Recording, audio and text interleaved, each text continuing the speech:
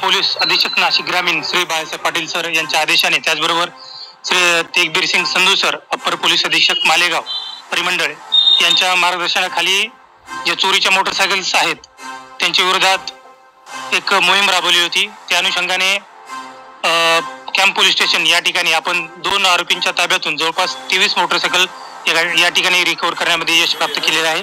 येथील डीबीची टीम, त्याचबरोबर येथील पीआय यांना विशेष याचं श्रेय द्यावं लागेल। आरोपी यामध्ये 2 आरोपी आहेत। एक आहे भाऊसाहेब उत्तम चव्हाण, दुसरा आहे नानू भगवान जाधव। भाऊसाहेब उत्तम चव्हाण हा सोयगाव येथील राहणार आहे, तर नानू जाधव हा जैताने साक्री येथील राहणार आहे। भाऊसाहेब चव्हाण याच्याकडून आपण 12 मोटरसायकल जप्त केलेले आहेत आणि त्या मोटरसायकल विकत घेऊन त्यांची नंतर विल्हेवाट लावणारा त्याचा साथीदार नानू जाधव याच्याकडून 10 मोटरसायकल अशा एकूण 22 आणि ती मोटरसायकल विक्री करत असताना भाऊसाहेब चव्हाण याच्याकडून एक अशा एकूण 23 मोटरसायकल या ठिकाणी आपण जप्त करण्यात यश प्राप्त केलेलं आहे। गुन्हेगारांची पार्श्वभूमी आहे, त्यांच्या विरोधात असे गुन्हे दाखल आहेत, त्याचाही पोलीस शोध घेत आहेत। त्यांना कोर्टामध्ये प्रोड्यूस केले ना आपण, आरोपी अटक आहेत, त्यांचा PCR आम्ही लवकर घेणार आहोत। त्यानंतर काही त्यांच्यावर गुन्हे असतील त्याचाही शोध घेण्यात येईल। त्याचबरोबर नागरिकांना मी आवाहन करतो की या ठिकाणी त्यांनी त्यांचे जवळचे जे मोटरसायकल ज्यांच्या चोरी गेलेले असतील त्यांनी त्यांची कागदपत्र या ठिकाणी सादर करावीत, मोटरसायकल व्हेरीफाय कराव्यात चेसिस नंबर, इंजिन नंबरच्या सहाय्याने, आणि त्यांचे मोटरसायकल त्यांना परत देण्यात येईल। आम पोलीस ठाणे येथे मार्च महिन्यामध्ये मोटरसायकल चोरीचा एक गुन्हा दाखल होता।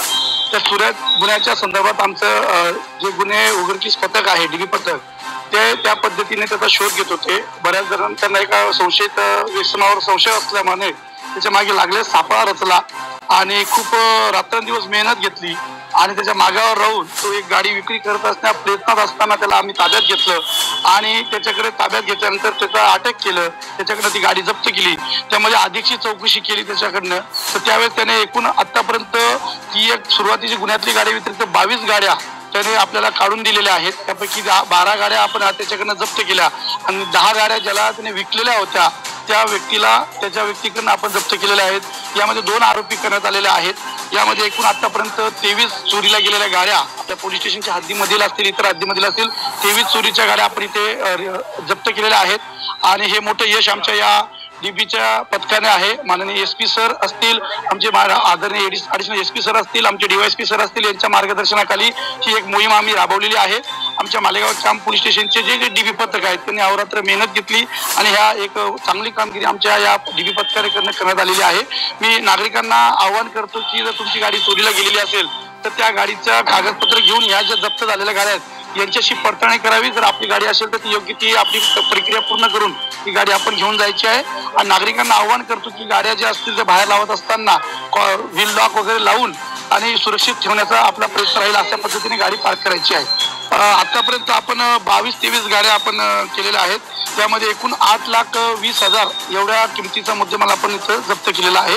यामध्ये आमच्या डीबी पथकातले जे आहेत ते सचिन गोसावी, हितेश भांबरे, रूपचंद पारधी, दीपक एंबाडे, राजेंद्र सिंग राजपूत, हर्षल पवार, लखन पवार हे सर्व आमचं पथक होतं। त्या पथकाने ही कामगिरी केलेली।